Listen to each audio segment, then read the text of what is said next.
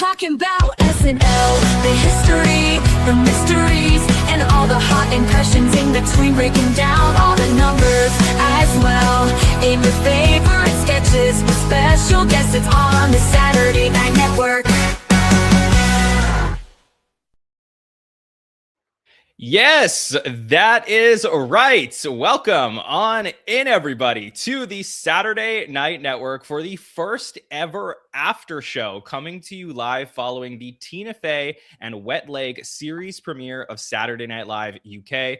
My name is Jon Schneider from the SNN. Very excited to be with you for this historic evening as we are here to talk about everything we saw from the series premiere, break down all of the sketches, and talk about the biggest moments of the night. We are, of course, here as a presentation of LateNighter.com, where we also have some great coverage of Saturday Night Live UK on the site right now and coming up tomorrow. Joining us tonight is one of the most veteran watchers of Saturday Night Live on an incredible streak. And it continues with SNL UK. That is Bill Kenney. Bill, how are you? John, this is so much easier to count than SNL US. I'm at one. I'm at one, John. I can't believe I'm talking to you on a Saturday night and it's not 1:15 in the morning. It is 8 p.m. Eastern Standard Time. That's bananas to me. I'm wide awake. I'm ready to roll. And what a fun show we got for the first SNL UK.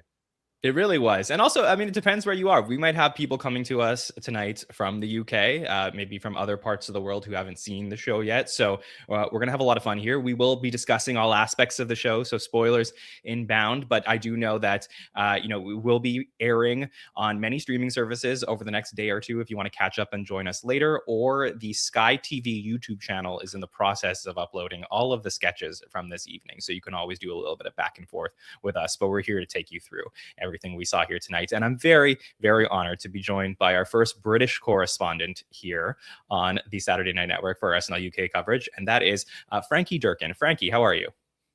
I'm all right, thank you. And not as early here, live from London. It is now Sunday morning. But I'm super excited to be here for the first episode of SNL UK.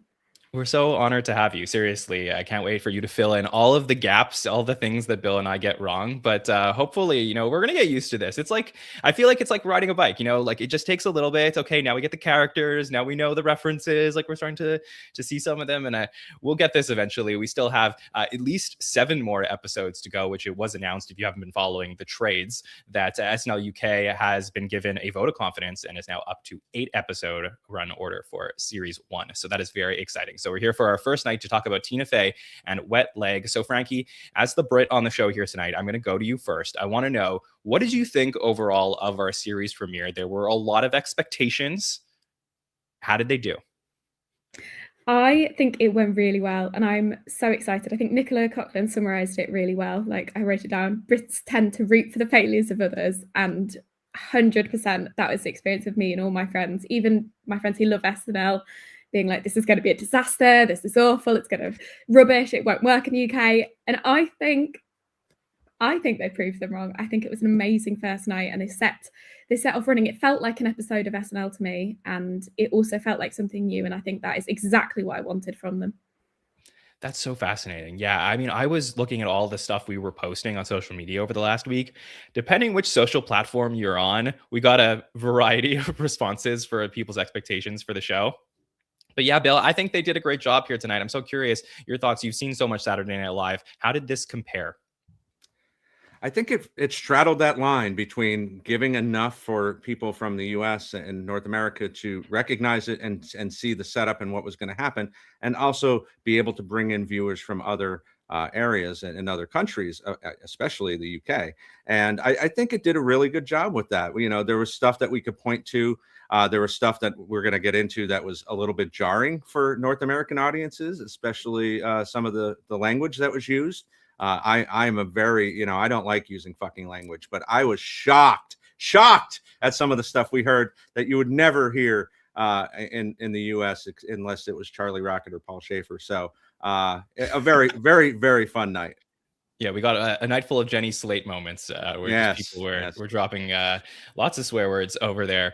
Yeah, no, it was a great night, honestly. I think that the thing that stood out to me was that when Tina Fey was booked, I really felt like, oh, this is a brilliant choice because you're going to be able to get interest from all around the world, people who know Tina, and it's going to be like a handing off the torch of being like, okay, this is someone who was built through everything that it takes to make it on SNL US. And she knows what it's like to go basically from, a woman in a writer's room full of mostly men to then be the first female head writer, to then go on to really make women a huge part of Saturday Night Live, and then be one of the greatest Weekend Update anchors ever, one of the greatest hosts ever. She has an incredible resume. And I thought it was really cool to have her over there so that we get to connect the two shows. But I also found in the sketches, there was a little bit of topicality that was relevant to people in the US as well. I think that was purposeful in the way that they were designing the sketches. I'm curious if next week will look a lot different when Jamie Dornan is there, because maybe it will get even more British if that's possible. So I'm curious to see how this goes as we move forward. But yeah, I thought it was a brilliant night for Saturday Night Live and a great first showing for them.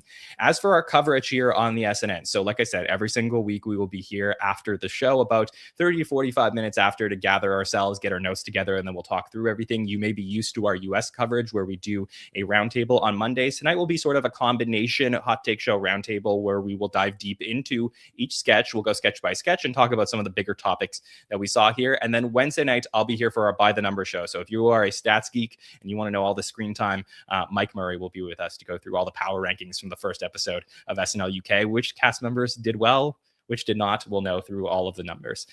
Okay, let's talk about our cold open that we saw here tonight, which I believe as of now is available on Sky TV. So if you want to go check that out on the YouTube channel, you can do that. Let's head to Downing Street, where we're going to go outside the Premier's house, and we are going to meet the first opportunity to see a cast member, which will be George Fouracres, and he will be there as Sir Keir Starmer, to get excited a little bit about his phone call with Trump, which, of course, Bill, we're very used to Trump cold opens, but we're seeing the other side where we do get a brief Trump voiceover in this sketch, but we don't get the full, anyone playing him, which I thought was an interesting choice. And he is there next to Hamed, who is playing David Lammy, the deputy prime minister, and, trying to give him some confidence and say, okay, you can do this. They're going to end up bringing Jack Shep as a Gen Z advisor at Lil Hoopy to come and give him some confidence. A lot of jokes here about the Gen Z advisor telling him about how he can make this phone call to Trump. You can do this. You can talk to him. He'll eventually leave a voice note. There's a lot of Friends references in there as well. And then we get the first ever live from London. It's Saturday night. So Bill, Kenney, what do you think of our cold open here? A lot of fun. We do get all those political cold opens every week, and it's almost always Zhazh as Trump. And this was interesting. I don't know what the prime minister actually sounds like. Maybe Frankie will be able to fill in the blanks on that. But I think George did a really good job portraying the prime minister and this whole situationship and how are they going to talk. I love the lines going so far back with, remember D-Day, remember Live Aid, remember Iraq, but only the first week. And then, as you said, John, I thought of you instantly because you and I are both huge Friends fans.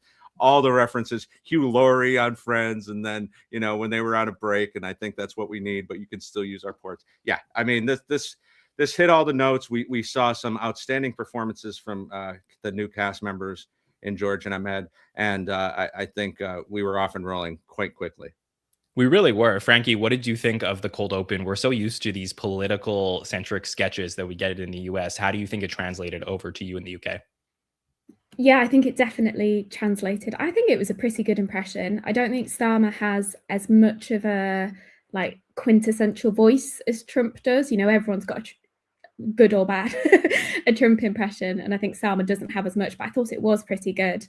I also thought it was nice that it was sort of a broader metaphor for SNL coming over. It was like, oh, this is American and British, and we're trying to be friends, and is it going to work? And I think that was a lovely meta moment at the start. I also think, just broadly from our politics, Keir Starmer is facing lots of interesting moments at the moment, including his ex-deputy placing a challenge in her mum this week. And the common criticism he always gets is, do something, say something, believe something. Like, what do you stand for? You are so vanilla. And so I loved the line, I'll try anything, I'll do anything except take a stand, which I thought was a nice bit of like political commentary amongst a bit more of a international story. Yeah, I thought that was pretty sharp, the way that they had that line in there. I thought it was great to establish who he is as an SNL character. So, for anyone who's watching who may be not so familiar with Saturday Night Live, we once interviewed Daryl Hammond, who is one of the all-time greatest impressionists in the history of the show. And he talks about the difference between an impersonation and an SNL impression. And for SNL impressions, what we look at is to try and build a character and a personality that people can cling onto. And in the history of Saturday Night Live US, there have been personality traits that have been displayed on TV that people in America end up thinking are the personality traits of the actual people that are being impersonated. So that is something that is a complete, question mark for SNL UK of, can they do the same thing here? Because my understanding is that Starmer, doesn't have as clear personality traits maybe as someone like Trump, as you said, Frankie. So I think that it's interesting here, Bill, that what they did with the audience is that on the very first episode, they established him as sort of meek and nervous. And like, he had some excitement at one point. He says like, I just, want to keep him happy, Lammy. You don't understand him. I can change him. And then we get to the point where he's on the phone and leaving this voice note. And it's sort of like this, like, does he love him or is he scared of him? And I think that was such a great characterization, Bill. How do you think that they played this? Yeah, that's the only way to go, and I think it was brilliantly done, because that whatever country you have Trump talking to, Trump is the bully in the room. We've seen that on video, we've seen that on calls and things like that.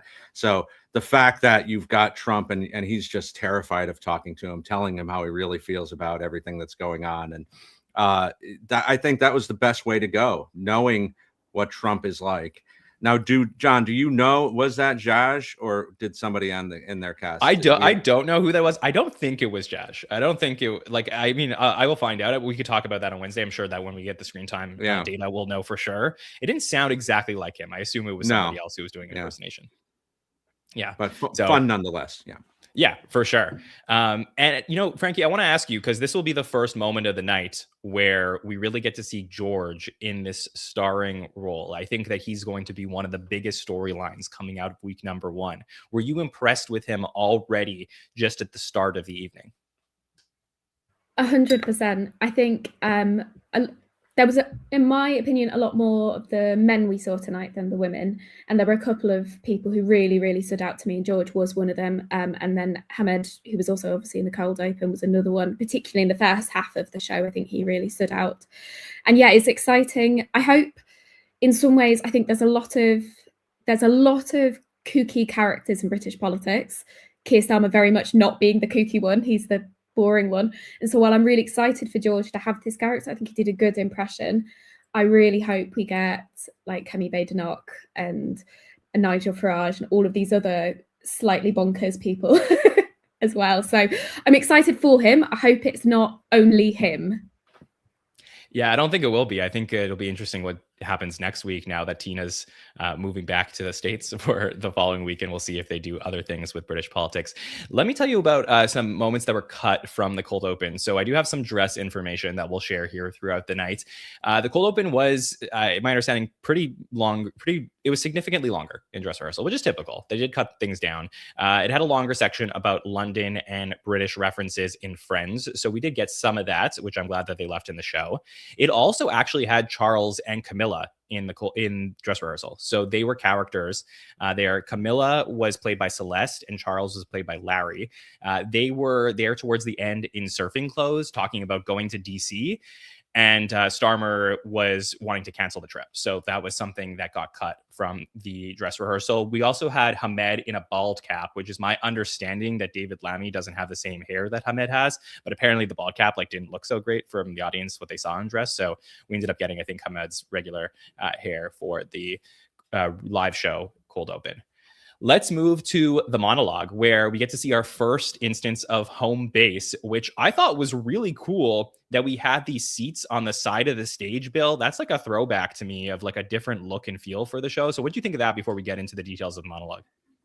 Yeah, I mean, we've been staring at the same home base for so long in the U.S. that any kind of change would have been great to see. But yeah, it was a throwback to those original first 5 years when they did have people all around home base as the host is speaking. So I like that a lot.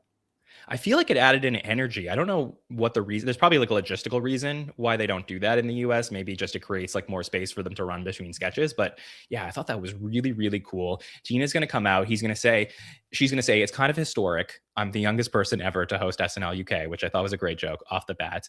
And she says, you might know me as a teacher from Mean Girls or Sarah Palin from SNL US. So we did get a quick still of Amy and Tina there. Or you might think you know me as the woman from Beep. Of course, there's a cool SNL connection there with JLD.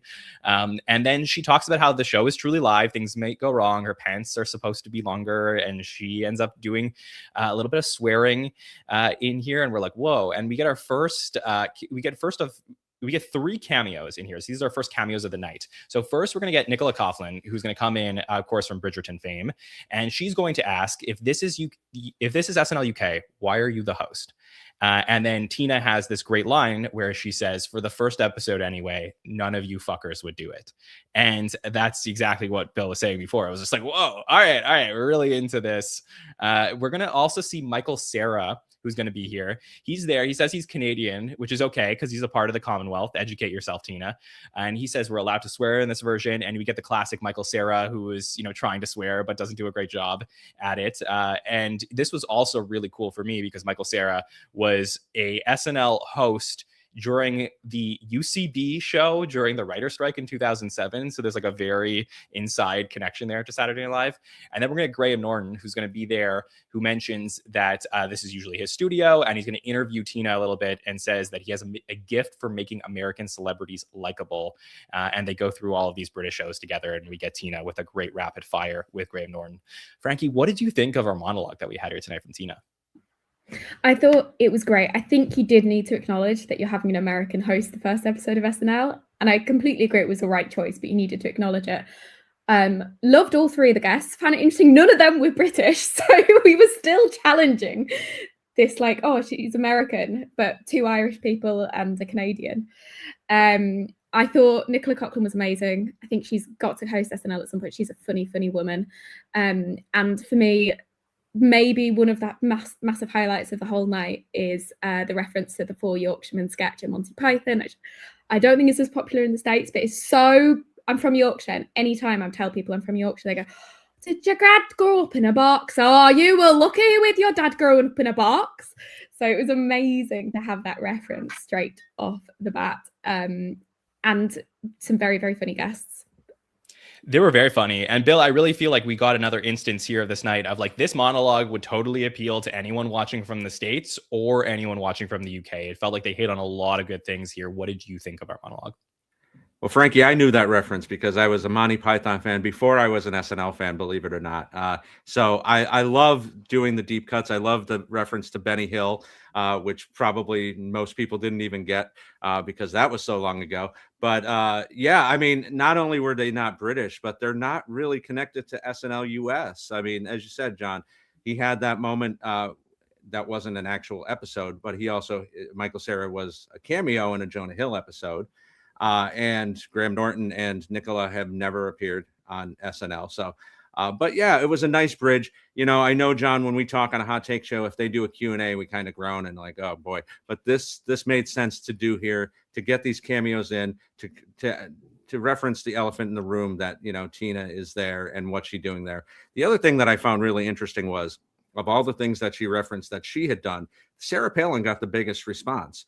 And that kind of struck me, like American politics from almost 20 years ago. And the British audience just was I know it's very famous, but that kind of shocked me. I thought Mean Girls would have gotten more of a response. Interesting. Frankie, what did you think of that? Is it really that Sarah Palin just translated over to the UK? I certainly remember Sarah Palin joke being funny at the time. I don't know how many people still know it, so I think it may have been more of like, you like SNL, this was a really good SNL moment, and it's British, and that crossover. I would say Mean Girls, I'm also surprised didn't get more of it. I mean, everyone has seen Mean Girls. I feel like the Tina Amy combo is something that feels very global. So perhaps it's less about the Sarah Palin specific impression of like, here's some great 2008 political jokes, and more just like, this is an iconic duo and we're going to show the picture and it'll get some woos for sure. I thought that the Q&A monologue was a great way to go for this episode. I was thinking, you know, you think back to George Carlin hosting the first ever episode of Saturday Night Live US, and he does 4 very small stand-up monologues, and it feels like a very isolated part of the show. Tina isn't a stand-up by nature, but I was thinking, you know, back to earlier this year in season 51 of SNL US and Amy Poehler being there on the 50th birthday of the show and what she did. And she had like some of the newer cast in there briefly, but it was really more of like, hey, we're here to celebrate. It is SNL's 50th birthday. And I kind of, if I would have predicted this, would have thought that Tina would have just taken the moment in by herself and just said like everything about what SNL UK can be for the country. And as soon as I saw it, I was like, wow, I was so wrong. This is perfect to me because it really allowed the UK audience to get a feel of what this show can be. It's hard to translate for those who don't watch the show, but the monologue is an opportunity to play with the format. And you can do Q&A. You could do a dance routine. You can go all around the studio. And I think that what they did here, Bill, was show the SNL UK audience that week to week, you never know what's going to happen. Absolutely. And we've seen in recent times where it's more about getting to know the host. Well, that's not what tonight is about for this particular episode. It's about getting to know what this new brand of SNL is going to be. So kind of laying that groundwork, having people who are well known in Nicola and Tina coming over. You know, you mentioned the strike, and she came back to SNL US and hosted the first episode after the long break that we had back then in 2008. So it makes sense to have someone of this caliber to come in and do this. Let's talk about the first commercial after the monologue. And we get a very old school situation here where she doesn't say, stick around, we'll be right back. I forget the exact word she used, but something of like, stick around and watch what's going to happen, like something like that. And we go right into a commercial, which was very old school for us because SNL always goes to commercial now after the monologue. And now they go straight into an SNL commercial where we're going to have 3 couples. So we got Tina with Al, we got Emma with George, and Celeste with Patty. And they are all there with their brides or women or wives. And they are all using a new cream called Under Age by Pete Olay. And it makes the women look a lot younger than maybe they actually are. So much so that the perception is that these men are dating women way too young. We're going to see Hamed as a cop, Ayoade as a spokesperson for Underage, and Jack will come in at one point for part of the commercial and saying like, little girl, do you know this man? But essentially, here we go, a commercial that ensures your husband will need special protection. Frankie, what did you think of our first commercial of SNL UK? So this was probably my second favorite of the night. I absolutely loved this. I'm absolutely ashamed. It took me until they said underage to suddenly realize that Underage was obviously underage. I feel thick as all heck. It was also like just hearing nonce on TV. It's like, oh, this is British. This is British. And it was so nice having that sudden shock. I actually found that the number of adverts quite jarring because normally I watch like BBC or Netflix and I don't have any adverts.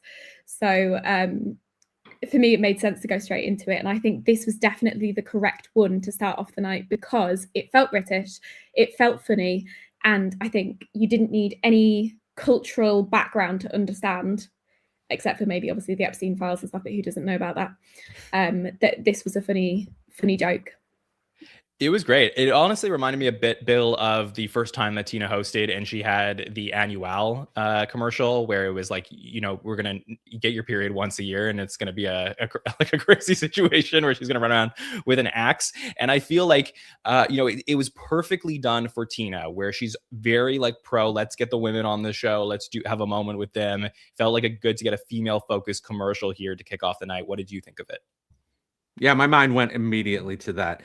And the other thing I said before we went on air is watching this felt like 1975 because I don't know the British commercials. So I wasn't sure what was actually a commercial and what wasn't until I felt like we were back in olden times before you knew what certain things were. And every time I went to commercial, I was still watching like, is this part of the show? I don't recognize everybody. But yeah, so going to this was a little jarring for, as you said, this is not something they do anymore. But yeah, this played really well. It was quick. It was in, it was out. I love the ending line with underage. Am I saying that correctly? So playing with the words there was a lot of fun. So I was happy to see this.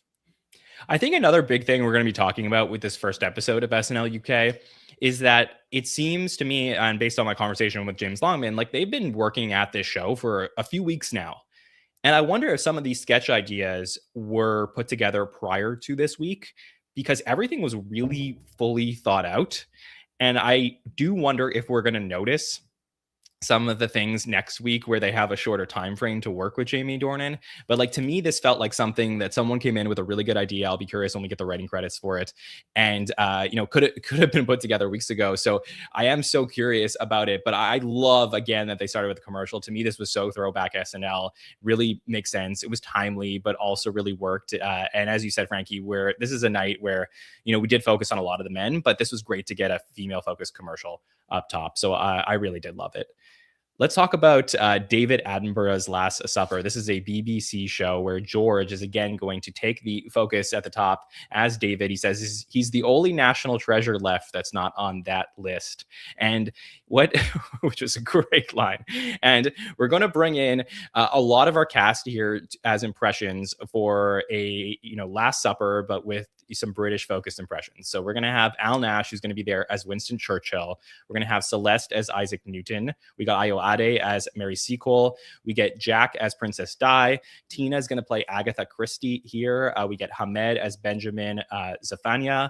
We get Larry as Freddie Mercury, Annabelle as Elizabeth I, and Emma as Celia Black. And we're going to have them all be talking, David is trying to get everything going with the show to have some great conversations about what it means to be British and all of that, and they just cannot decide what to eat, so they're all arguing over the starters in the menu. Frankie, a lot of British impressions that we had here, a great showcase for the cast members. What did you think? So I think the sketch had some amazing lines. I think him being the last British icon left, there can't be long now, was brilliant, made me cackle. But I think it wasn't necessarily my favourite sketch of the night, and exactly like the comment just popped in the scene. However, I'm willing to forgive there may be some clunky parts of it because I think you needed to get everyone on the scene. You needed to get in, look, we can do impressions. Look, here is the whole cast. Are you getting used to them? Do you like them? This is what people like. And I think that was really necessary. I think there were some slow moments where it could have been a bit faster. It could have escalated, I think, a little bit quicker. But the obvious highlight is Lady Di. Jack being Diana was iconic to me. Yeah, that was what I saw right away, where people were talking about this online as we were watching it live. The pop in the room for Jack as Princess Di was huge. And I actually heard that at the dress rehearsal, they actually had to stop the sketch for a moment because people were laughing so hard at Jack Shep playing Princess Di, which I thought was great here. Bill, what did you enjoy? Well, I love, and this is one of those things that's different, I think, about British humor, is that it can be a little bit darker than American humor. They're not quite as sensitive as we can tend to be over here. Imagine Betty White in a sketch back in 2020. I'm the last one left. It can't be long now. David is still, on this earth. He's 99. He's going to be 100 next month. That's wild to think about. But yeah, I loved, who was it? Larry as Freddie Mercury. Perfect casting there.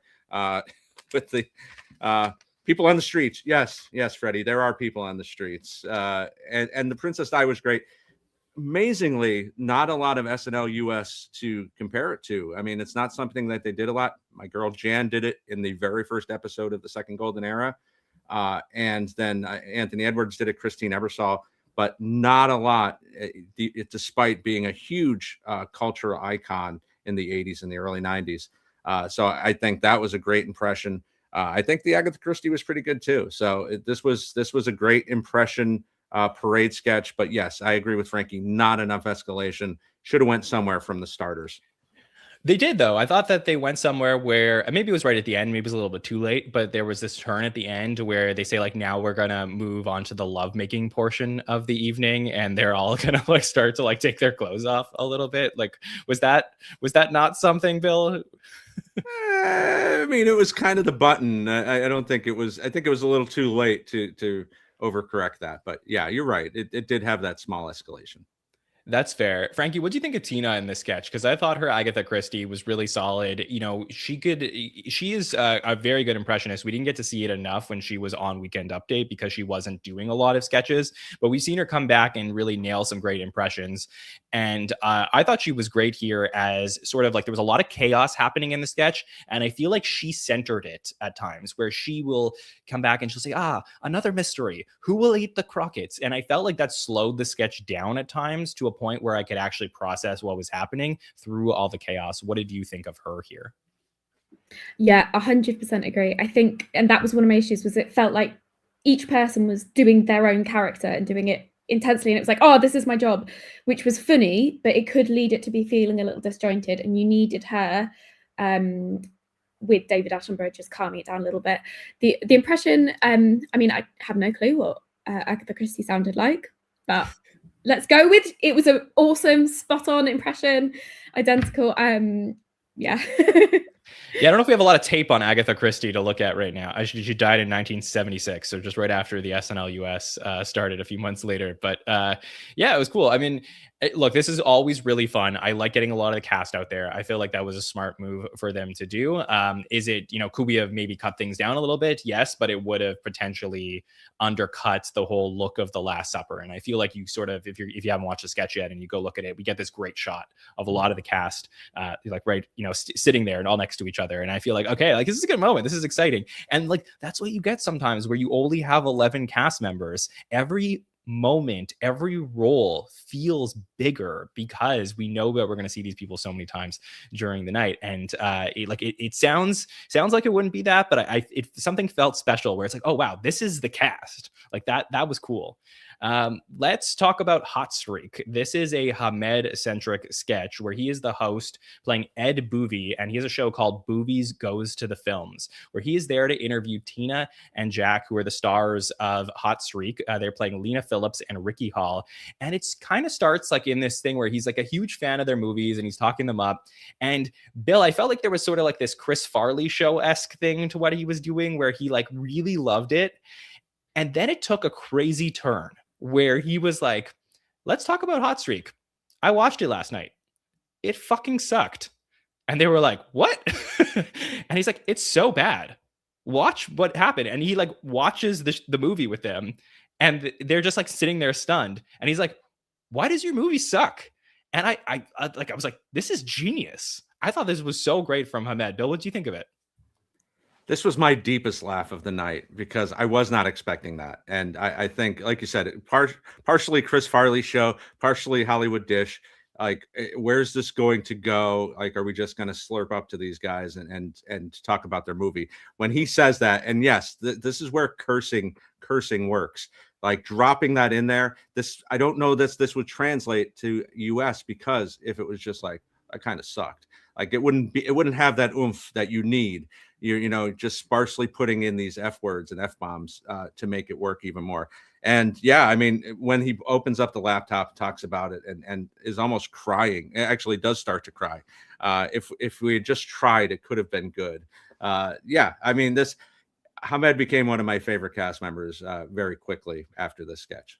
He also had a huge night. I mean, you're so right. The emphasis, the oomph of the "it fucking sucked" was so good to me, and it was something that we. You're absolutely right. We never could have got that in the U.S.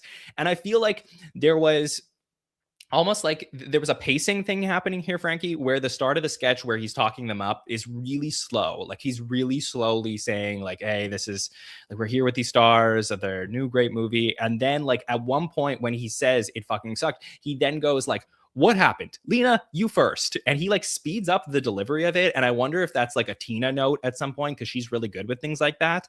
What did you think of this sketch here from Hamed? I completely agree. I mean, I think we've all watched SNL episodes where you're like, oh, come on. And at the start of that sketch, I was just thinking, I was like, oh, I'm really disappointed because I've seen him live and he's his crowd work, he's astounding. I was like, oh, really? And then it fucking sucked. And I was like, I'm so sorry for ever doubting you. You were right. I actually didn't like the playing the tape bit as much because I thought it detracted from that like really fast, really energetic, oh my gosh, going on. And I felt like I didn't need that slowing down again. But I loved it. I loved the emotional speech at the end. And I think it showed why I was so excited with Hamed when Hamed got cast, because that energy he brings, that like everyone eats out of his hands when he's acting. So it was absolutely brilliant. And yeah, I wondered, because it's after the watershed, if they would introduce swearing, and I think this was a lovely way of showing yes, we are swearing and we are going to do it to great effect and you are going to love it. Thank you very much. I have one criticism of this sketch, and I want to like we're here to be real, we're here to support the show, but we're also here to be real about stuff, so I want to be fair. I think that the cue cards were in the wrong spot for Hamed. He was looking like he really was not looking at Tina and Jack in this sketch. The lines were great. Watch it with your eyes closed. It's just as funny. But I think that you're watching the sketch and you see his eye line. It is like, so you have Tina and Jack on one side, you have Hamed on the other side, and they're sort of like angled at each other. Like you'd see a typical SNL sketch where they're not exactly looking at each other because that wouldn't work well for TV. So they're angled sort of towards the audience a little bit. But we had Hamed, who was really looking like off in the distance at some points delivering his lines. And that's something that, again, it's only their first episode. I'm sure they can clean that stuff up. But like, that's the type of thing I wonder, as we get to know the studio space at BBC Studio Works a little bit more, like, was there an issue with perhaps like the cue card people couldn't stand behind them for some reason? But just, something to talk about. It was really the only point of the night where I noticed that. But again, when you watch a lot of these sketches, you start to see these things.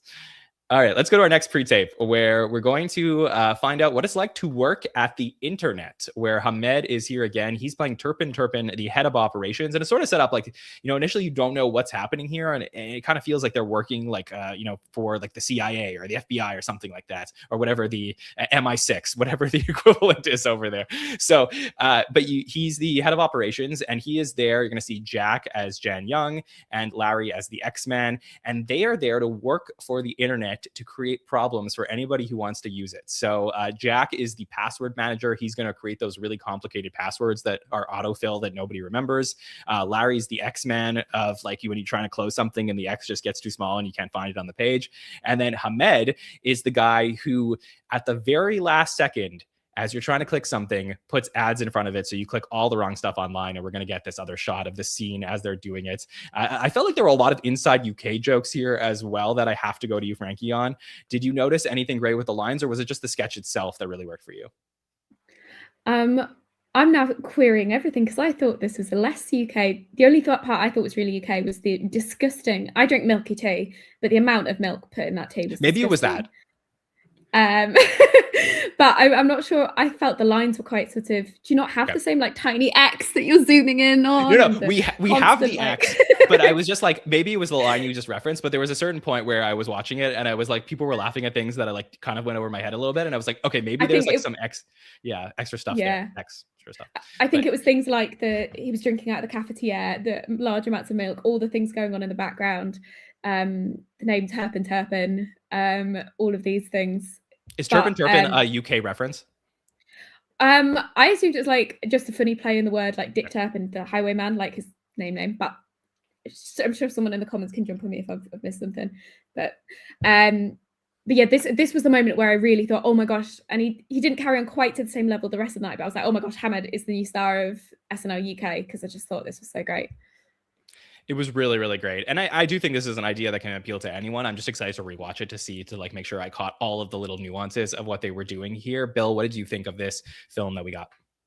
I'm excited to go back and rewatch this one because there is stuff that I certainly missed, but it is relatable. It is one of those things that anybody can get behind. But yeah, my favorite line was, "No one would intentionally watch Family Guy porn except me." That really was hilarious. I thought we were going to get some nudity there, so I don't know. Frankie can probably answer this. Like, is that something that can be on regular television? Okay, so yeah, I mean that could be something that's a little jarring in upcoming weeks that we would never get here. So other than Dan Aykroyd's ass crack. So yeah, I mean this was good. I mean, again, the pre-tapes worked really well. It felt like kind of the beginning of an episode of 24, John. Yes, I could definitely see that. I did enjoy the ending here as well. I thought there was a good ending where Hamed, like, I don't like, they never explained like they never said for sure like, oh, you work at the internet. Like, it was sort of implied, I think, at a certain point that there was like this fictional organization that does this. But I love at the end that the people who are filming this commercial for what they do, it's kind of like a scene from The Office where you don't get to see them, and then the woman who is like filming the documentary is like, so do you get paid for this job? And he's like, no. Do you get paid for what you do? And she's like, yes. And then there's like this little bit of awkward tension before it ends. So I thought there was like, maybe it's like my only cultural reference that I could think of here, but it did give me like a little British Office vibes. Frankie, is that possible? Yeah, absolutely. I think like a little mockumentary Office vibes, any other ones like that. I loved that moment. Yeah, it was really great. Let's talk about Shy Baby. This was a sketch that takes place at the NHS maternity ward where Celeste and George are a couple, Mr. and Mrs. Cook. They are having a baby. We get to see Ayoade as the doctor, and they're looking at the monitor to see the baby, who is Jack, who is a little shy baby. And but we wonder if maybe the baby isn't so shy, as Tina's going to come in as a different doctor, Dr. Amanda Miller, who's going to say that the baby isn't so shy. He's just pretending to be shy for attention. And it really devolves into a sketch where they're going to try and push the baby to admit that he's shy or not, and we find out that the baby really likes dancing and is people who are being shy are just fake ass divas.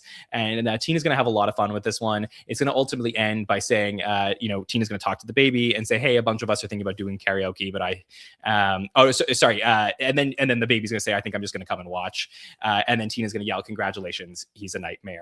So this apparently was towards the back of the night in dress rehearsal, but it actually got moved up for the live show. Frankie, I'm curious if you feel that was well placed and how you feel about the Shy Baby sketch. I think this one lost me at certain points and won me back at certain points. I definitely felt the first half was stronger than the second half. So I think if you'd had this one in the second half, I think it probably would have made me less keen on the second half as a whole. So I think probably a good move to move it further. I think as well, it was a very different set of cultural references. I think it was much more like quite young, a lot of like gay culture references as well. And I think that was probably quite good to break up and change some of the earlier nights. But it had the knock-on effect that, again, we got a really male-centric first half. And I think someone in the comments was saying it felt like there were 4 people in the cast at some points. And I did feel that a little bit. Yeah, there was a cut pre-tape, which we'll talk about at the end, that was a Celeste focus that I do wonder if they could have put in the top half of the night to sort of break it up and make it feel, more male and female equal for the first half. But I do think that this was good. It was certainly a different tone. Like, you're going to get lines from Tina where she's going to say like an authentically shy person would not pop their puss in this manner, which again is something that I was like, I also don't know if we would get that in the US, Bill. But how did you feel about Shy Baby? Wouldn't get goddamn, which I found that was another one that shocked me. We don't want to make crude. We don't. Yeah, we're very puritanical over here in North America. not John and I, but as a whole. This was kind of the low point of the night for me. I think the only thing that really stood out for me was Tina's work. She carried a lot of the heavy load as this went on, and it was okay. there weren't really anything that really stood out to me. This felt like the John, I can't think of the episode, but the baby cam that Bowen and Sarah did Yeah, a that was couple with seasons ago. Post Malone and Selena Gomez's episode. Is that possible? That sounds right. Yeah. Yeah, I think they did it a couple times. So that felt a little samey to me, but of course, maybe people in the UK had not seen that. So that's okay. But yeah, I mean, nobody really stood out in this from the cast. So, and again, there wasn't a lot of female presence outside of Tina. Yeah, there was a Bowen and Sarah sketch took place in both the Selena Gomez episode with Post Malone and then in the Keke Palmer episode later on a few years back. So sort of a little bit inspired, I would say. I do like the concept of the baby monitor, which was more the one that we saw in the US. But here, I thought that Jack was great. I think that he really impressed me all night. I had no like real background on him prior to the night, but his energy, like he seemed to be maybe the most physical cast member that we got throughout the evening, and that was on display here. So that was cool. Bill? Very Terry Sweeney-esque all night long, I think, with his energy, his kind of morphing into characters, and just his physicality. Yeah, and that's true, right? Like that goes to show you like what Terry could have been in another era where they would have, you know, written sketches for him that made more sense and allowed him to really play with the show. But yeah, I was really impressed with the way they used Jack. I think, you know, I wanted at the end of the night, we'll talk something we don't typically do on our hot take shows in the US is we don't talk MVP. We do that on our roundtable, but I think we should do that here for our after shows. And, you know, so far through this first half of the night, I think that there's a few good contenders. Jack is certainly one of them. I thought maybe the coolest part of this sketch was Tina's introduction of Wet Leg, which was maybe the most novel moment of the night. Bill, like I'm going to go right to you because you seem very excited about this. Oh my God. How do they never do this? Like, this is brilliant. They used to do, again, go back to the original era again, where they would go from the monologue to musical guests sometimes without kind of warning. They never do this, especially, you know, halfway through the show. I was so excited when they did that. And I thought, wow, this is something, I hope somebody's taking notes here in the US, something that they definitely need to look into doing. Yeah. So essentially what happened here is that she walks out of the set and the camera like almost does a 180. And now she's standing in front of the musical guest stage and she goes like, ladies and gentlemen, Wet Leg. And that was so cool. Like there was just something about it that felt so fresh, so different than coming back from commercial. Like, yes, it was cool last week on SNL US where we came back, we saw Ryan Gosling and Paul Simon. You get these moments that maybe you wouldn't get if you do this all the time. But like it's we always talk about play with the format, have fun with the studio space. And I thought that just was an awesome moment that we got there. Frankie, I want to ask you about Wet Leg, who I'm not too familiar with. I tried to familiarize myself a little bit this week, but I thought that they were great here tonight. So they're going to perform Manja 2, which I think became very popular for being in Heated Rivalry. Season 2, there were an episode that song, and then Catch These Fists, where they actually are going to go into the audience at one point and sit in with the audience. So what do you think of the performances from Wet Leg here tonight? I mean, I'm not a massive Wet Leg fan, but I do really like Wet Leg. So I was really excited to hear that they were coming on. And that's what I wanted to talk about, John, was that moment they came in the audience. And I think it kind of links into Tina moving across. It made it feel alive. It made it feel dynamic. It was like, look, we're a live show and we're an audience and we're playing around and, oh my gosh, what's going to happen? You never know.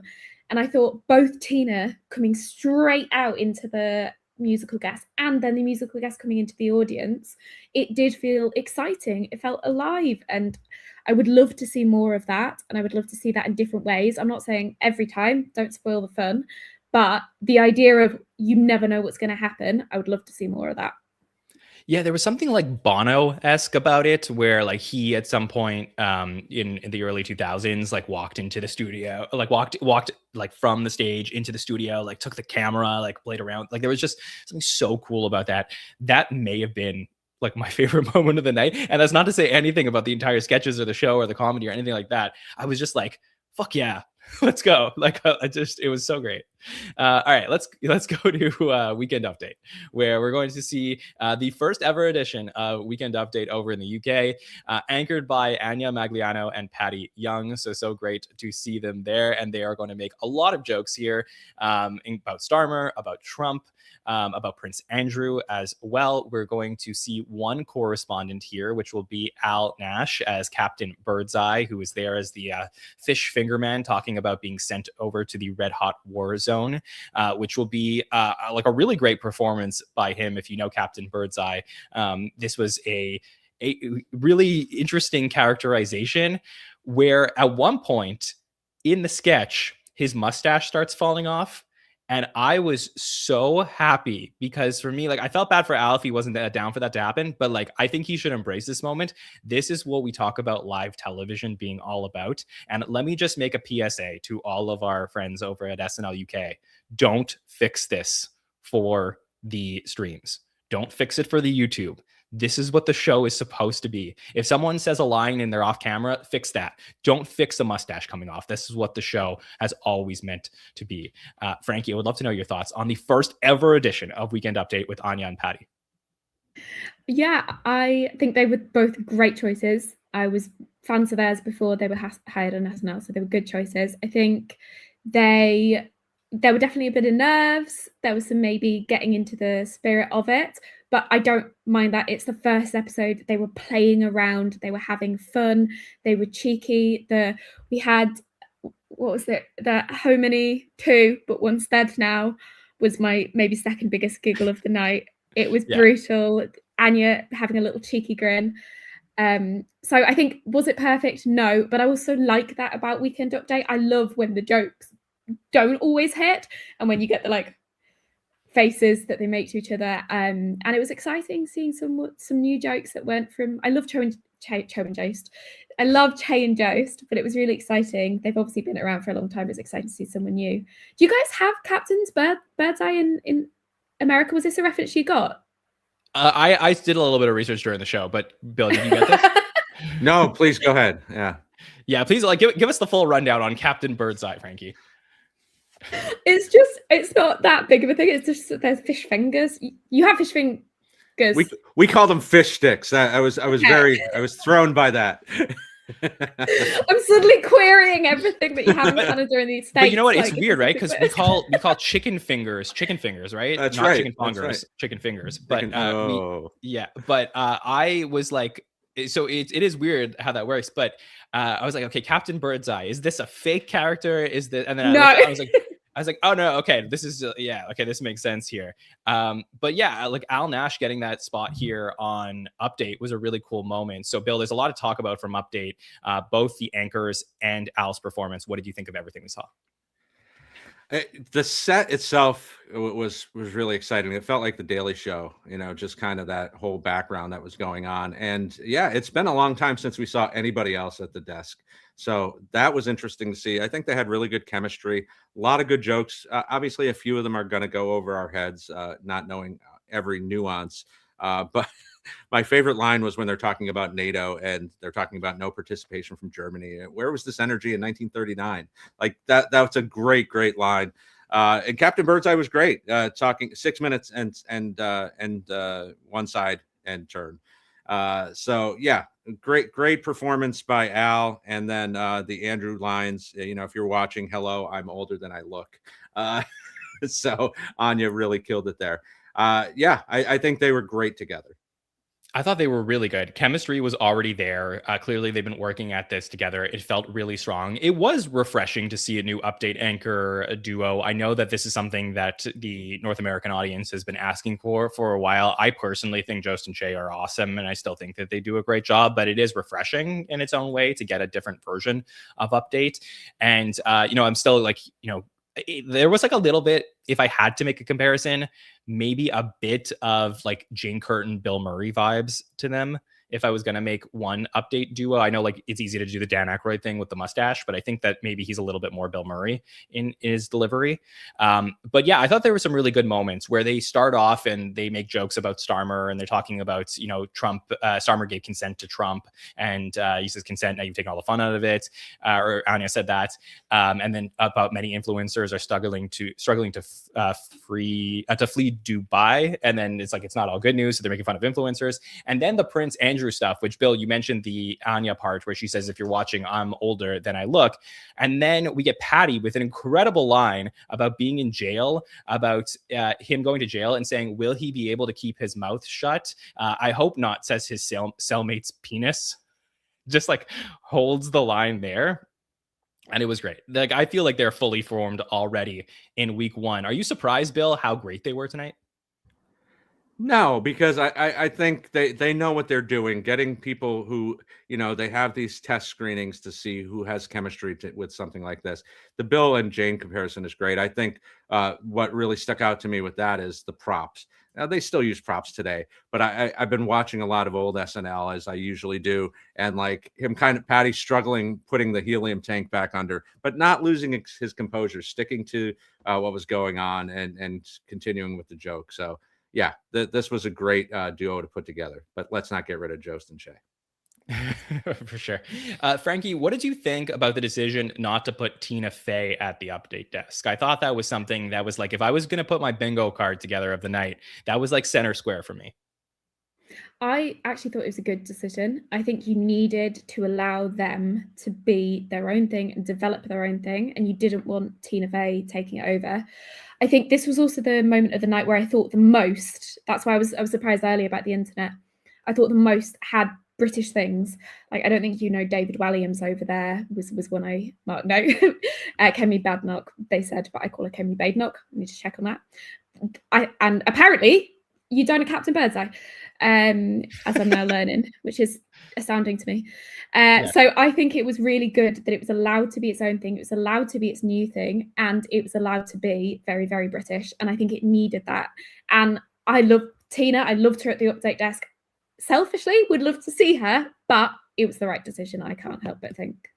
Yeah, I think that's a pretty good take. I was certainly surprised, Bill, that we didn't see Tina, but Frankie has a great point. Maybe that it would have taken away from really getting to know Anya and Patty. Yeah, let it be its own thing. So yes, absolutely, 100% agree with that. I was surprised too. That would have been something that I would have thought would have happened, but it might have taken away from what we did get to see. And they're fish sticks, not fish fingers. Well, I think that, if you are an SNL viewer and you ever go back and watch old seasons of Saturday Night Live, maybe even before you were born, the hardest thing to do is to watch Weekend Update, where you may be able to get the nuance of the jokes and the style of the update anchor, but a lot of the jokes are really jokes of the week. So it does require some, second screen looking things up to understand why the jokes were made. That was my process when I first watched old SNL. And I do think for a lot of people around the world, there will be a little bit of a learning curve to understanding what's happening in the UK. But just keep in mind, that's no different than anyone else who's watching SNL US from the UK. There's a lot of things that are there that are nuanced. And I think it is a cool thing that we should all embrace, no matter where you're watching from, to get to know what's happening over in the UK. And you can certainly do that through Update. So we do have a couple of cut update correspondents that were there at Dress. So we'll see if they pop up next week or the week after. Ayo Ade had a bit on Update as a fertility expert about talking about why some men should be fathers and others shouldn't be.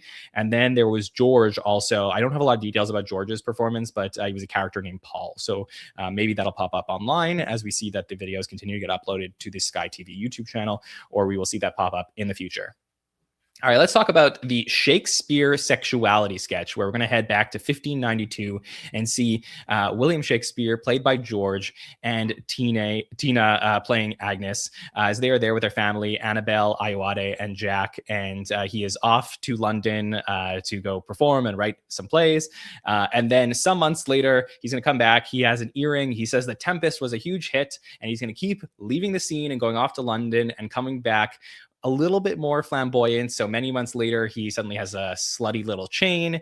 And then even more months later, he's going to turn into Jack, who is now playing Shakespeare. He's going to return with an e-bike and a Team Anne Boleyn tote bag that says, and he's going to say, "Hi, family," who's in his glow up era.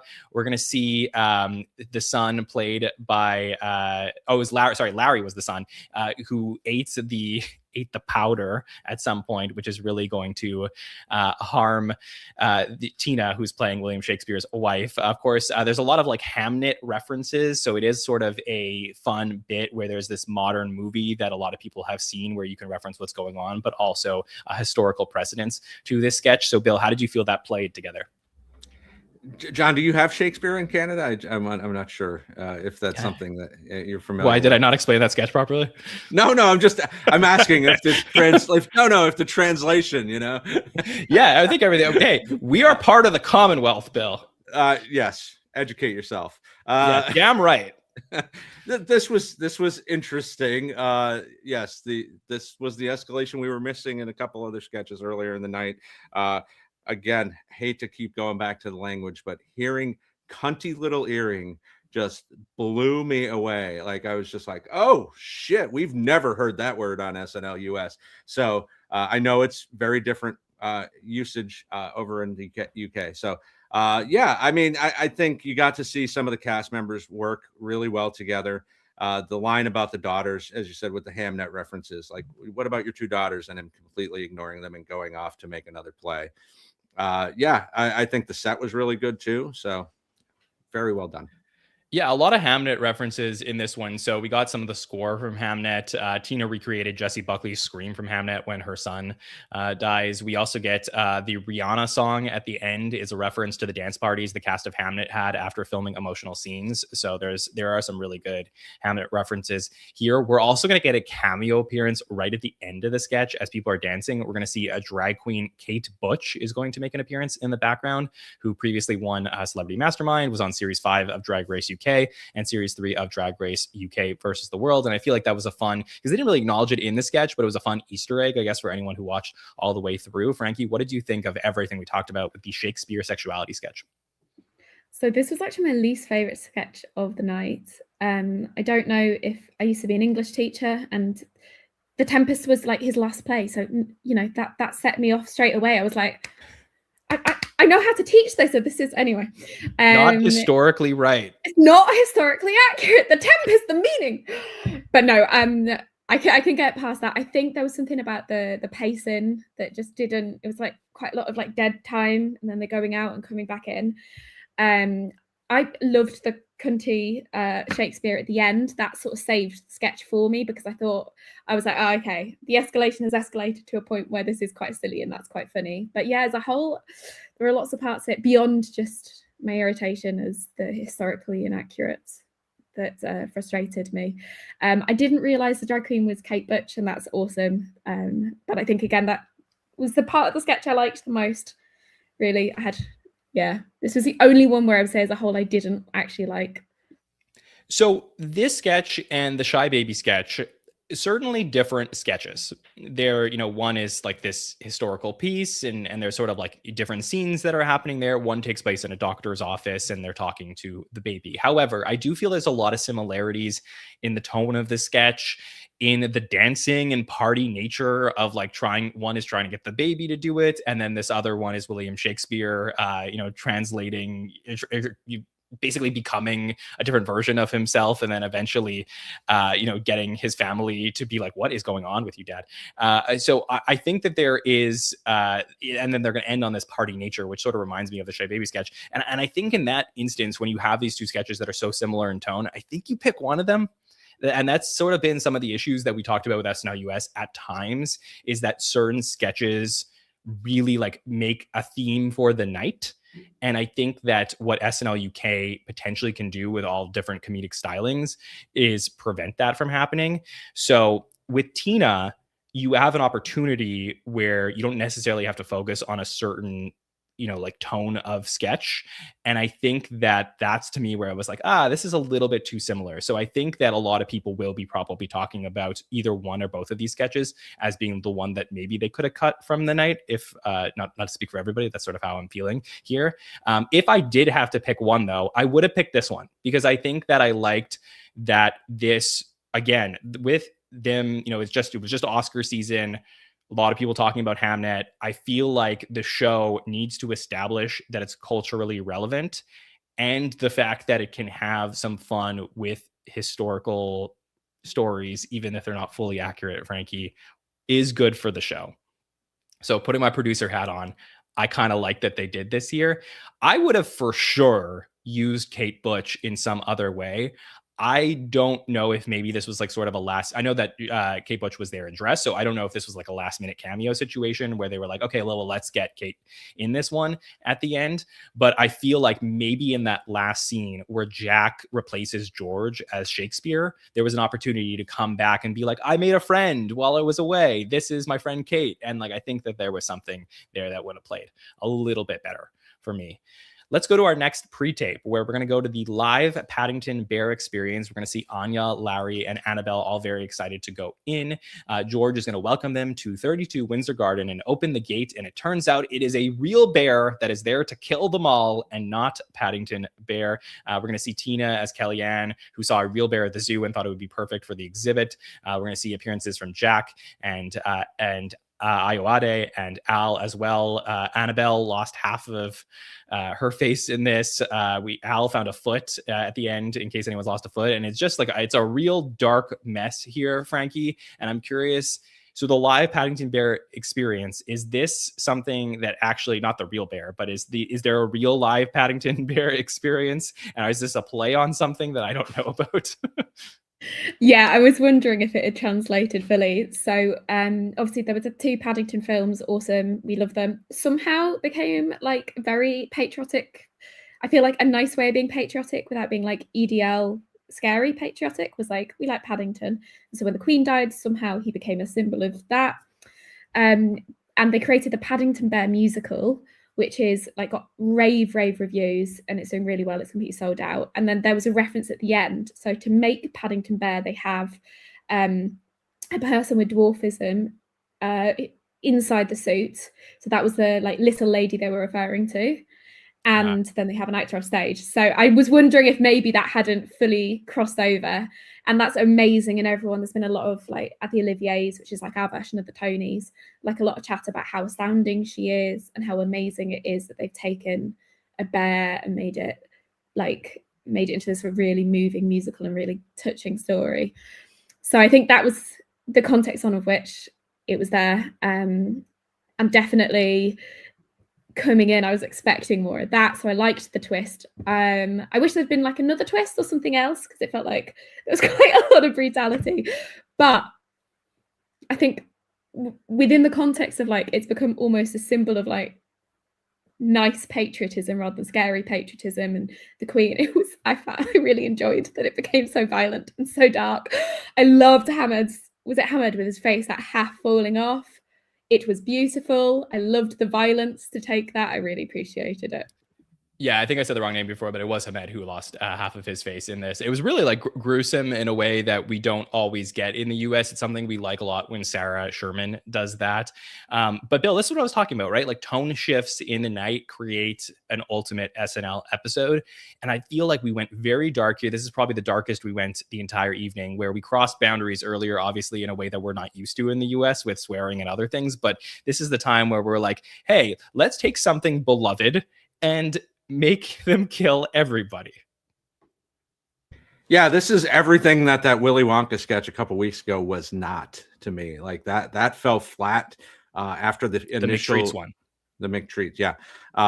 This was fully formed. This made a lot of sense the way that it played out. I love the information that Frankie just gave us, because it did sound like they were talking about a young girl who was playing the actress in the play. So I did like that. Yeah, it was so dark, and I love dark humor. I love the ending line where I forget who it was, which cast member it was, but said, I always thought 3 kids was too many. Now I have the optimal amount. And the camera pans down and there's no children at all.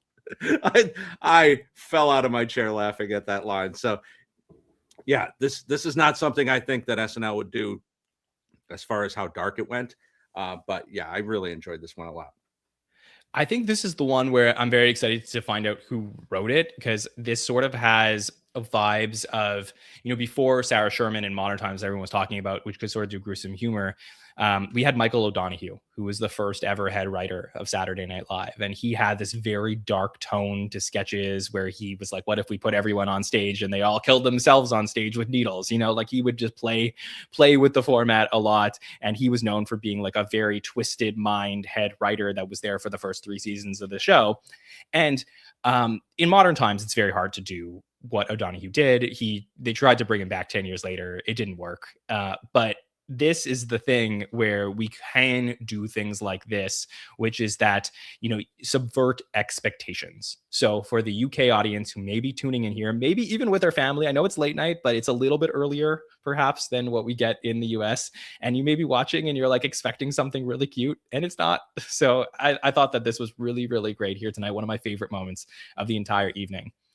Then we get a pretty quieter, smaller sketch, which I thought was nice here. This is sort of the 10 to 1. We're going to get a brief one following this, but we'll talk about Tina, who is there to go into a changing room. Her name is Jane, and she says, "Poor Jane, look at you." And I believe, Frankie, this is a reference to something. So can you explain this for the audience? Towards the end of the night, I was more watching it being like, yeah, this is quite British. What a sad little life, Jane. And I think it's from Come Down With Me, which is like a show where you have people come eat with you. And there was this contestant, I've never actually seen the episode, but there was this contestant who was getting grumpy with another contestant. He goes, "What a sad little life, Jane." And it's an absolute meme and everyone knows it, everyone uses it. So it was a throwaway line that I'm willing to bet had people cackling. It was also definitely a British experience of going into, clearly, Marks and Spencer's M&S to get your bra fitted was also very much obviously what they were referencing here. And then with Reggie at the end being like, we'll go to the 5th floor to eat together, because there's always on the 5th floor there's always an M&S cafe, and when you're tired, it's quite a nice cafe. Yeah. Some of the context you might not have had. No, thank you. You filled in a lot of gaps for us here, so I really appreciate that. I'm going to come right back to you because I just want to explain the sketch for anyone who didn't get it. So this is an Emma CD sketch, really her piece here, it seems, where she's playing a character called Jugs, who is there to come in for a fitting for bra size. I obviously don't have this experience, so I don't know if this is a female experience or a British female experience of going into the changing room to help try on and find the perfect bra with the woman, where she is basically standing behind Tina, grabbing her all over, trying to size her. And she proposes to Tina, would you like me to judge for the surrounds? Which Tina, who is playing it like she's playing sort of herself or an American, is like, wait, what does that mean? Is that like to make a point of how big your bra size is? And she's like, is that a British thing? And Emma's like, well, it's a thing, which I thought was a great line delivery. And then she's going to be yelling about, oh, you're a gorgeous, perky 28G. So everyone outside of the changing room can hear how big her boobs are. And then eventually we will get an appearance from former SNL US host Regé-Jean Page, who hosted an episode in season 46. And that was a really highly regarded episode. He was just coming off the first season of Bridgerton and people were very excited. And he comes in and then he's going to end up asking Tina to go upstairs with him. So Frankie, what did you think of this vehicle from Emma CD that we got? Yeah, I enjoyed it. I did think this was one of the moments of the night I was like, this is very much for me. I am who you designed the sketch for, because it is that classic thing. Okay, it is that classic thing for people like me, where you're going in and then a woman you've never met before, and she's always your mum's age, and she was like, oh, love, darling, let me help you out a little bit. Oh, is that all right for you? And it's always a bit awkward, and then you're always a bit self-conscious, and they're very lovely. But so having someone like Emma just fully fondling, I appreciated how far Emma went. I thought that was great. I think she was maybe trying to get Tina to break a little bit with quite how aggressive she was in her fondling. So I really enjoyed that. But I did think, yeah, you made this for me and someone exactly like me. And even with Regé-Jean Paul coming in at the end, I was like, again, You Made This For Me and People Exactly Like Me. That song Loco from that episode I listen to on a weekly basis, to be honest. Yeah, there were so many good moments from that episode. It really was one of my favorite ones to cover in our first season podcasting so many years ago. But they had some great lines. After Tina is going to exit the changing room here, Bill, we're going to get this great line there where one of the other women in the sketch, Iwade and Celeste are there. They're going to say, "Lovely tits, you got there, miss." And then we're going to find out the reason why she's so down on herself, Jane, where she says she was responsible for editing this British ceremony, which is a reference to the BAFTAs and the Tourette situation that we did get a few weeks ago. Of course, there was an SNL US cut sketch on that got a lot of controversy online. And then eventually Emma will say, it's judged for the surrounds, but not for the soul. Jane, what did you think, Bill, of this sketch? I think Emma held her own with one of the titans of SNL US. Like she really did a fantastic job. I was so impressed with her in this sketch. And yeah, I mean, just taking it to that next level, grabbing her breasts harder and faster every single time. The tits line was great, of course. And then, you almost poked my eye out. 28G. So and the reggae, like that did take me back to our first year, John, and the origination of the modern Woo Girl episode of SNL was the Reggae Jean Page episode. So it was fun to see him here. Didn't get as much of a response. Maybe they're just more used to him over in Britain. I expected a larger response. I think Nicola got a bigger response throughout the night. Yeah, I wonder if it's just the timeliness of it all, where my understanding, I haven't watched Bridgerton, I think, since that first season, but I think my understanding is there's a little bit of a love-hate relationship with Reggae Jean Page, where he left the show, and then Bridgerton fans were very upset about how he was quick to leave the show after that first season. And then I think a lot of people, I don't want to, make presumptions about his entire career, but I think people thought he was going to be this huge star, and I don't know that he became A-list. But yeah, I would have loved him to come back to host SNL US, and I hope that maybe with Lauren and Tina's stamp of approval here being in the show, there's a chance, because I think that his episode was a little polarizing. It was one of my favorites of that entire season, and I really did enjoy it. So I'm going to go back and check that out at some point. All right, we get one more sketch here at the end of the night, and I'm curious if this will be a recurring sketch that we might get, but we're going to bookend the night with George Fouracres, who is going to do his bit 45 seconds with 4 Acres, where he's going to be sort of singing the song about what kind of Irish is your granddad. And my understanding, Frankie, is that Ireland isn't entirely in the UK, that there's Northern Ireland and the rest of Ireland. So that's part of this. So a lot of these references may have gone over mine and Bill's heads here. We're going to get Nicola in this one as well. They're going to talk about her being from the Dairy Girls. But can you explain this for us just to make sure we fully understood what was happening here? This was my favorite part of the night. This was my favorite thing of the whole night. I just cackled and cackled and cackled and cackled. And I need to go back and watch it. It was iconic. It was amazing. Such a high for me. Ireland, to summarize centuries in a very, very complicated history. Northern Ireland is part of the UK. So it's the United Kingdom of Great Britain, which is the island, and Northern Ireland plus stuff that we don't have in our title. And then Ireland is beneath it. So Graham Norton and Nicola Coughlan are both from Ireland, so they would not identify as British. Some people in Northern Ireland, if you're Northern Irish, I'm pretty sure you're entitled to both Irish and British nationality. And if you're in Northern Ireland, it depends on who you are and where you're from and how you identify. To oversimplify, if you're Catholic, you probably identify as Irish. And if you are Protestant, you probably identify as British, which is why you get these really weird things like Protestants in Northern Ireland voting for Brexit because they want to be further away from Ireland, which is part of the EU. And obviously the Troubles. I'm skipping over so much history, so I'm so sorry to all Irish people. No, but this is good. This is good stuff. So that's the rough context. But my family, my last name Durkin, we are Irish immigrants who came to the north of England. So it's very much a thing you grow up with all of these different characters.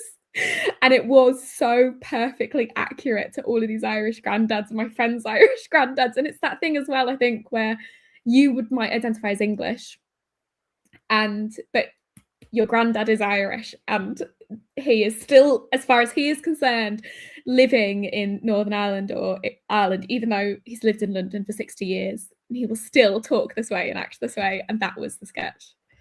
I think it was so fun. And, there's thank you, Frankie, for explaining all that. Like, there's two layers to this, really. There is one, the connection that someone would have living in Ireland or the UK or both.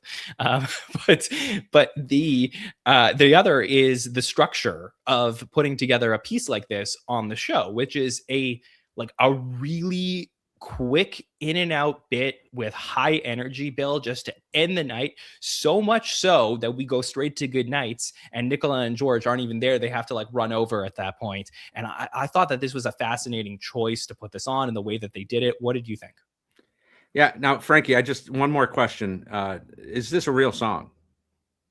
I don't know. You don't know. Okay. So it's not part of my Irish granddad. But yeah, the concept is there. That makes okay. Yeah. I mean, this felt like John. I don't know. These random sketches pop into my head, as you know. It felt like the Tom Green and Lauren in a bathtub. Like just the energy, the weirdness, what the hell is this doing in the show? Like whack, whack, whack, whack, whack, whack. You know what I'm talking about, John? Yeah. Yes, okay. Well, go back and watch it. Yeah. Yeah. So Canadian Tom Green. Yes. But yeah, this had all the pieces of a 10-1, or what would this be? A 10-11-21 sketch? I don't think we have it yet, but we will come up with the UK version of a 10-1 sketch, which, by the way, if you're new to SNL, is what we lovingly refer to as the weird final sketch of the night. Yeah. So this I love this. I love when you go crazy like this, and it doesn't seem to make any sense being in a show like SNL, to have a piece like this, to have a cast member kind of set himself apart, as George did the entire night. So very, very fun way to end the night. It was a really fun way. I love that they did this. Like I said, there was a couple sketches in this episode that I felt were maybe a little bit too similar, but that was nitpicking because a lot of the sketches felt so different from one another. And that's why I really enjoyed this episode. This was a great idea to put this here at the end. And, I want to talk MVP in a moment. I think that George is another great candidate here. I'll just mention our cut sketch from the night. So we did, as my understanding is that we just had one pre-tape that was cut from the night, that all the live sketches made it to the show. Of course, if we find out otherwise, we'll let you guys know on Wednesday. But there was a pre-tape where Celeste was the focus of that pre-tape, and she was a character presenting a country travel show called Falling Down a Hill. And I guess you can imagine what will happen in this pre-tape. So we'll see if that ends up coming online at some point, or maybe put in next week's show. But yeah, two things we're going to do here now as we wrap up our after shows. One is I'd like to give a rating for the show here tonight. So let's rate it out of 10 for what we saw from the premiere of SNL UK. And then let's talk MVPs from the night. So first, Bill, overall, the premiere of SNL UK could have been anything. How do you feel about this show right now out of 10? I think it's an 8. I think, and grading on a curve, knowing that they're coming in blind, even though they know the concept, they know the bones of what SNL US has looked like. I think they mostly accomplished what they were trying to do here. Could have been a little bit better cast usage, but yeah, I mean, what's different than the US with that, right? So yeah, 8 out of 10. Yeah, for sure. I see that Steve in the chat is asking how long the episode ran. I don't know without ads, but with ads, it was an 80-minute show. So we'll see what they end up putting online when they cut down those ads. Frankie, how would you rate this episode out of 10 from what you saw? So, I mean, if we're averaging it out, I would say maybe, again, 7.5. I think the first half was amazing. Not just because of the inaccuracies surrounding the Tempest, but the second half was less good, and I would have liked to see a couple more. As I'm saying it, I'm moving it up. It's an 8.5. Yeah, it's not a 9. Yeah, it's an 8.5. I want to give it a 2. I want to say this is the worst SNL UK is ever going to get. I want this to be the worst. So I want there to be room for it to be even better than this, because I just loved this so much, and I desperately want SNL UK to carry on, and I desperately want it to thrive. I'm going to give this a 9, guys. I think that this was there were so many ways this could have gone, and they made so many great choices here. There's been like at least a dozen other adaptations that they've tried from around the world. This one has the highest chance to succeed because I feel like they properly prepared for the show. The cast had built-in chemistry from working so hard over the last few weeks, and I really felt like they put people in positions to succeed. Sure, we can talk about, and we will, about some of the cast members who maybe we would have liked to see more from, but we still have a lot of weeks to go. I feel like the UK audience, who my understanding is can be pretty harsh on these things, should be really satisfied and give some grace to this show, because if this was a US episode, this would be probably one of, if not the best episode of the season. I mean, we're talking about a really great night. There was cameos, there was fun moments, there was creative moments. So for me overall, I'm feeling really, really solid about the 9 out of 10. And I will put out a hot take here. I think this is the greatest episode of SNL UK ever. So there you go. Only took you an hour and 23 to make a dad joke, John. Okay. All right. Let's talk MVPs from the night. So a few candidates on the board. I certainly think that George is one you got to talk about, with starting off the night as Starmer, wrapping up the night as well with that great bit. We talked about Hamed a lot and his roles in the sketches. Jack certainly was one you can think of. Emma had a great character towards the end of the night. So I feel like that's maybe like the short list of what we are looking for here. Bill, where would you go with your MVP vote? I think I got to give it to Hamed. What a great from the opening, cold open to that movie sketch. Like, he had a great night. We didn't see him a lot in the back end, but yeah, I would go him and then George. Frankie, what about you? I think if we were just looking at the first half, I would say Hamed. I thought he was astounding. Jack surprised me. He was in so many things, and I didn't know him as well as some of the other people coming in.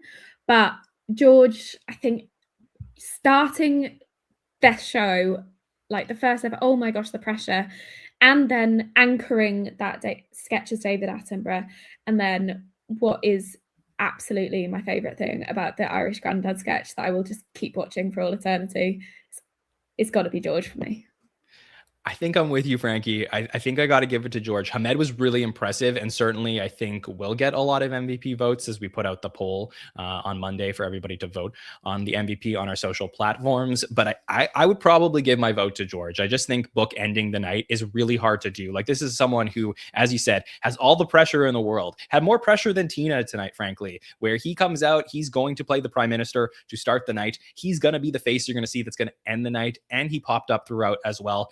To me, that is the most valuable player of the night. Hamed seems like someone who's going to win a lot of these throughout the time that he is on this show. So there's a lot of good candidates, a lot of good cast members, and I can't wait to see what they continue to do here. So this was a blast going through the series premiere of Tina Fey and Wet Leg with all of you. I cannot wait to rewatch the show and talk about it even more. So we're going to do that and then come back together on Wednesday nights at 8 p.m. Eastern. So we'll be here around the same time on Wednesday. So if you are willing to stay up late in the UK, I hope you join us for a very fun show where we're going to go through all the statistics and screen time from week number 1 of Saturday Night Live UK. And of course, we will be back here next Saturday night to talk through the next episode of SNL UK, hosted by Jamie Dornan, with music from Wolf Alice 1 week from tonight. So this is going to be great. And then we'll head to some double headers. Who knows what the rest of the UK schedule will look like. It's going to be a busy time the next couple of months, finishing up season 51 of SNL US and series 1 of SNL UK. So thanks, Bill and Frankie, for joining us here tonight. This was a lot of fun to break it all down with you. Bill, I really appreciate you, and thanks for doing a great job here to kick things off. Thank you, John, and I look forward to those day-night doubleheaders. Hopefully, maybe we can break some records and be podcasting for like 24 hours. And thank you to Frankie. Yes, thank you to Frankie for all the explanation. Our dunderheaded North American brains couldn't quite grasp. So yeah, what a great night. Yeah, it really was a great night here. And Frankie, I really appreciate you joining us. You did such a brilliant job here on our after show. So hope you'll come back and have some fun with us throughout the rest of the series.